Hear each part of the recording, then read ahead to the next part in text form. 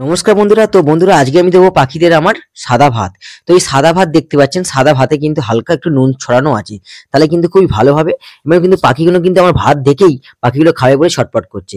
চলুন তাহলে ধরুন আমি তাহলে পাখিগুলোকে ভালোভাবে ভাত দিয়ে দিই, আর তারপর দেখুন কি সুন্দর খায়। তো যখনই ভাত দেবেন দু একদিন ছাড়া ছাড়া দেবেন। আর দেবেন পায়রা দেখুন পাখির ঘরে ঢুকে গেল, ওরা দানা খাবে। তো ভাত দিয়ে দিয়েছি, হাতে কিন্তু খুব সুন্দরভাবে খাচ্ছে এগুলো। বাট যাদের বাচ্চা আছে, ককটেলে যাদের বাচ্চা আছে সবাইকে দিতে পারেন, কোনো অসুবিধা হয় না। ভাত খাওয়া পাখিদের ভালো, কোনো চর্বির সমস্যা হয় না। বা যাদের কলোনিতে পাখি আছে তাদের তো ভাত দিতেই পারেন। তবে ভাতটা দেবেন দুপুরবেলা দেবেন, যেমন সকালবেলা দেবেন না। দুপুরবেলা খুবই সুন্দরভাবে পাখিরা ভাত খায়, এবং ভাত খাওয়া পাখিদের উপকারী, কারণ পাখির শরীর ফিটটা থাকবে খুব সুন্দর।